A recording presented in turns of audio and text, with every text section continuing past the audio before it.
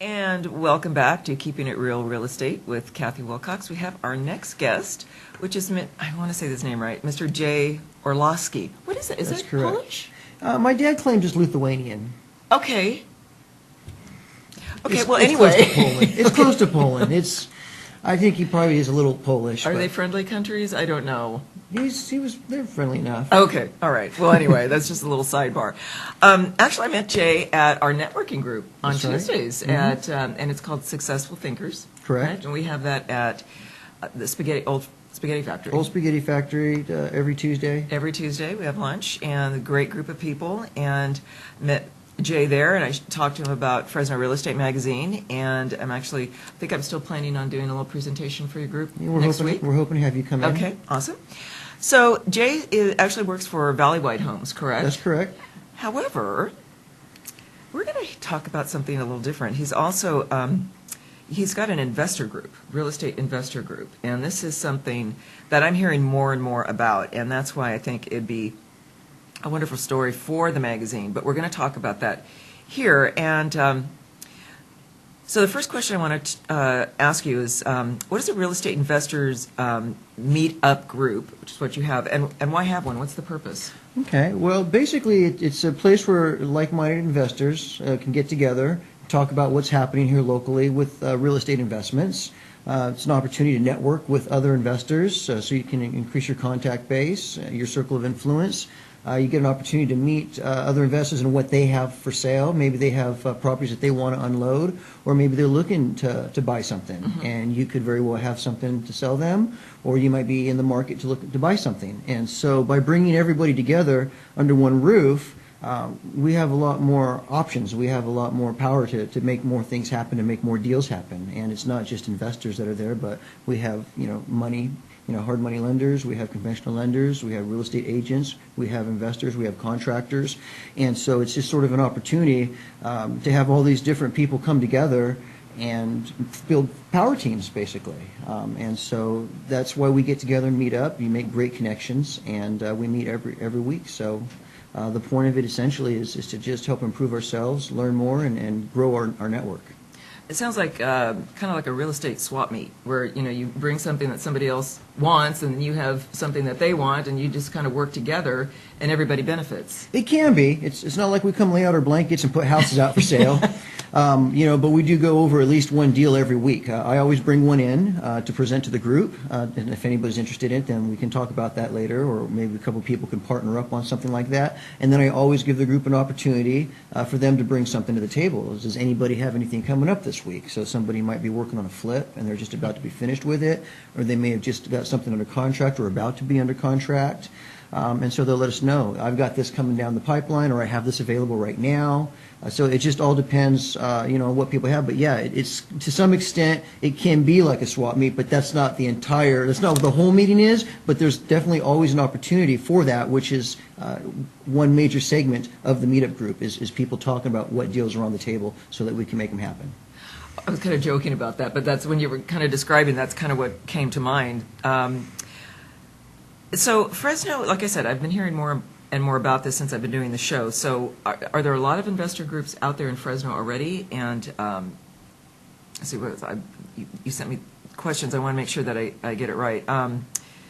So how many investor groups are there in Fresno currently? There's about 3 or 4 roughly. There was about 3 of them when I started putting mine together, but there's definitely some good groups that are already here. Mm-hmm. But the thing is that they usually meet at nighttime in the evening.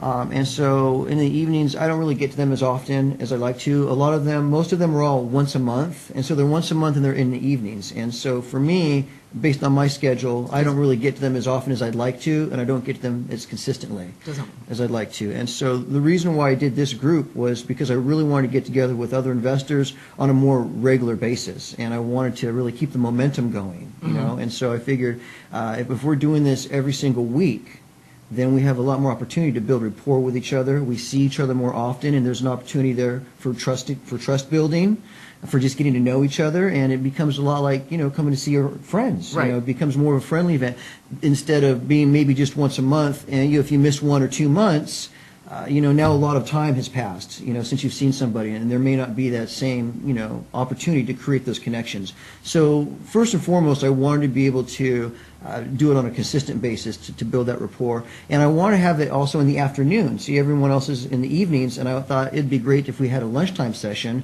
so that we could attract people who have an opportunity to come in the daytime, but maybe not at night. And then when I gauged everybody about what the best days would be, we picked Saturday, and we also picked Thursday.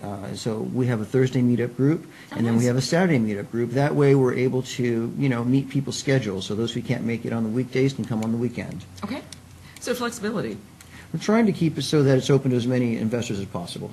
And trust, I can imagine that would be a huge factor to instill in your group, because you're talking a lot of money when you're talking investing in real estate or investing in a house that you want to improve, right? So are you, you're an agent? I am an agent. I work with Valley Wide Homes, and I've been an agent for the last 4 years with Valley Wide. But I'm also an investor, and I've been investing for the last 15 years here in Fresno.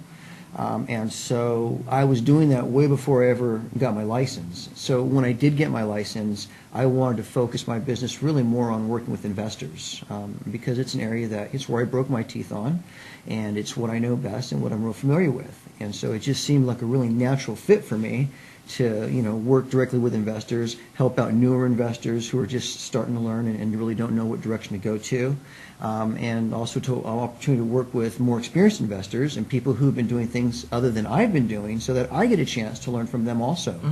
So it really works full circle. I can help people who are newer, and people who've been in it longer can help me out, and we can all help each other out.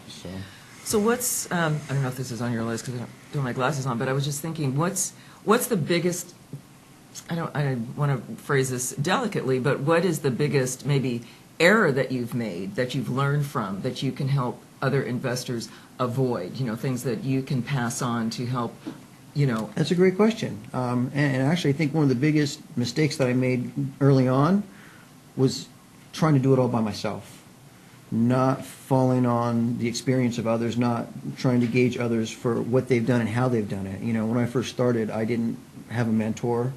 I didn't have an agent that really understood investing very well, and I was just doing traditional lending. I was just getting traditional means of lending, so I wasn't really being exposed to the different types of transactions that a lot of investors take on, and so I think I was missing a lot of opportunities because I didn't realize or know how to take advantage of those opportunities.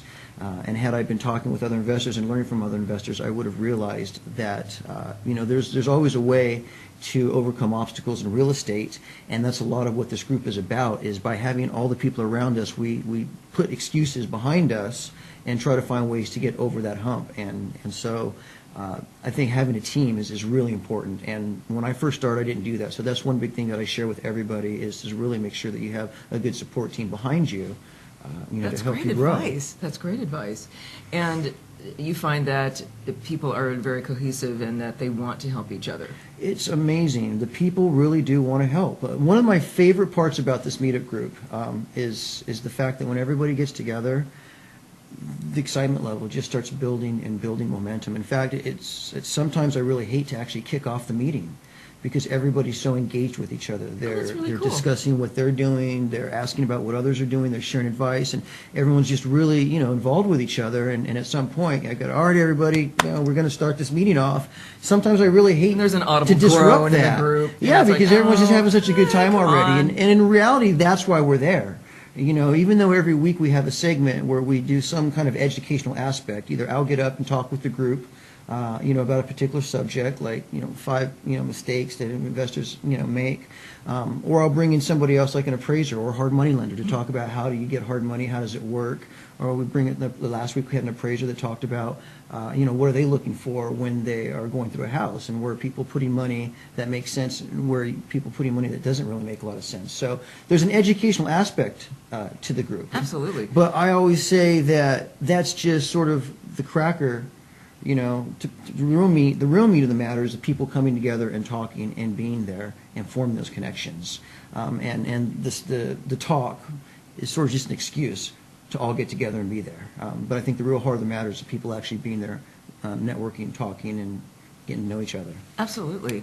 And how again, I don't know if this, you keep saying that trigger questions in my mind, but how do you accept anybody into your group, or do you have parameters that you have to meet certain criteria to get into your group? No, not at all. Anybody's welcome to come to the group. Anybody who has an interest in real estate and isn't going to fall asleep while listening to other people talk about it is more than welcome. We especially welcome newer people who are just new to the industry that want to learn. And I'm always excited to have people who have been doing this for a while, because I really love the information that they have to share with us and learning from them. But it's open to anybody who wants to learn about real estate or wants to connect with other people in the business. Do you want to give that address out now, or do you want to later give it out? Or yeah, it's at meetup.com. And basically, the group is formed on meetup.com, and I'm not sure if everybody knows what meetup.com is, but basically, it's a website that allows you to go in and create or join any kind of group you can think of. Everything from dog walking groups to wine tasting groups to art clubs. There's just so many different groups at meetup.com. Yeah, and so if you go into meetup.com and you put it for the Fresno area, you put investment groups, you're going to see a couple of groups come up. Okay. And we'll be in one of those groups. And the name of our group is actually Fresno Deal Seekers Meetup. Okay. And so that's at meetup.com/Fresno-Deal-Seekers-Meetup. But they should be able to Google. But yeah, Google if you could Google it, and it'll come right up. And how many members do you have currently? Right now, the last check, I think it was 184 members that we had joining the group, and we have an average of about anywhere from 11 to 19 people or so that show up to each meetup on a regular basis. So is this a lunch meeting, you said? You provide lunch, or they bring their own lunch, or how does that work? It started off as a lunch area, but because our group was so inconsistent initially, the restaurant didn't really like us reserving rooms anymore, because they'd reserve all this space and they'd call in extra people to come work it, and then half the people that RSVP wouldn't show up, and of the people that did show up, only half of them would order food. Oh, that sucks. So she kind of pulls me aside and says, listen, we can't really hold the rooms for you anymore. And it was right around that time that Bitwise hashtag was just starting to open their doors up, and they're this new building downtown it's for startup businesses and full of lots of really creative entrepreneurial technology, very right? technology-based. And we're probably the most different people that they have there, because everybody else really has their face always buried in their computers and their programming and building web pages, and then we show up and we just talk about real estate. But it's a great place to do it. It's a great place to have webinars and webcasts, because they have everything in place for that. Nice. The point is, though, we don't have lunch any longer.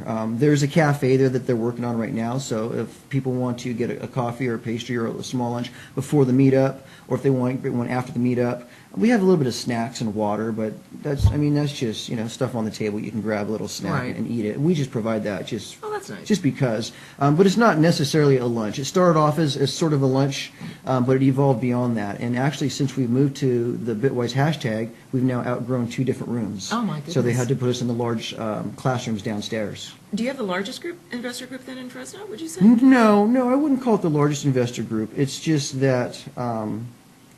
No, it's not really the largest. Oh, come on, don't be modest. Sounds pretty large to me. I think Henry's group has like 700 plus people in it. What group is now, that? I don't think they show up. It's like the 559 Investment Club group. Oh. I don't think they're all showing up at the same time, though, but it's a very large following. So, and he's been around for a couple of years. So it's just I'm doing a daytime group, and I think we have got a lot of really good response from people that are able to come during the daytime, because they can break away from their job. They can come during their lunch hour. And they don't have to take family time away. Exactly. Yeah. So, it's been growing, and now we're starting to get a lot of regulars who don't even RSVP. They just show up. That's nice. So, you say, oh, there's going to be 10 RSVPs, and then you end up with, 15, 20 people there, because other people just, they're just used to coming now. So here's a $1,000 question. Does it cost any money to join your group? It does cost money to join the group, but you don't have to pay to come to the meetings. In other words, I encourage everybody to come to the meetups and find out if this is something that would even be worth it to them, if it's something that would interest them, okay? And they're more than welcome to come to 2 or 3 or 4 meetups, and if they like it, if it's something that they think is going to work for them, then we have a $25 annual fee, and that gets you into all of the fees. And basically, if you break it down to all the meetups, it's essentially like 52 cents a meetup. Yeah, it sounds like it. So I haven't really had any complaints from anybody. In fact, I was encouraged by a lot of my members to start charging fees, because half the people were asking me what they owed after coming to the meetups, and the other half were saying, you really ought to have fees for this. And I wasn't going to, but when we moved to the hashtag building, it cost money to rent the space that Sure. we use. And so once we did that, I began implementing the fees, and I was a little bit worried about the response from it, but actually it's been a very positive response.